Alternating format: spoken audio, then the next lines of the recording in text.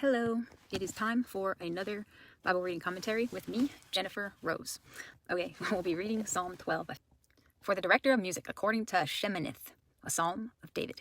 Help, Lord, for no one is faithful anymore. Those who are loyal have vanished from the human race. What came to my mind right away when I read that was a long time ago. I don't remember how long ago, but one of my brothers came, he'd been out all day and he came into the kitchen, and right away, me and one of my sisters realized there's this giant hole in his pants. And so we told him right away, we're like, hey, you've got a giant hole in your pants.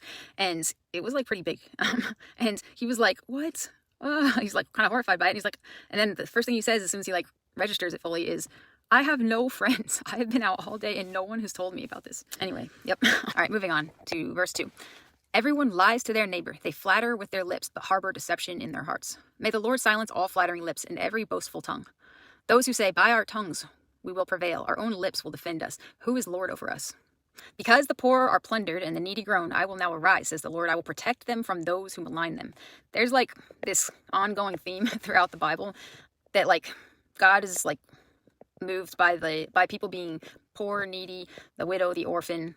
God is moved to act on their behalf, and I think that's cool. Verse 6. And the words of the Lord are flawless, like silver purified in a crucible, like gold refined 7 times.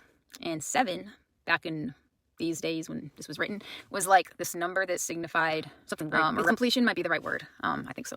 I don't remember. But basically that. There's other synonyms you could use. Then verse 7, Lord, you, Lord, will keep the needy safe and will protect us forever from the wicked. Who freely strut about when what is vile is honored by the human race. Let me read that again. That's verses 7 and 8, and those are the last verses in Psalm 12. You, Lord, will keep the needy safe and will protect us forever from the wicked, who freely strut about when what is vile is honored by the human race. That last line is very thought-provoking, because I think there are a lot of things that end up being honored by the human race that are vile, that are not honorable, but they are honored.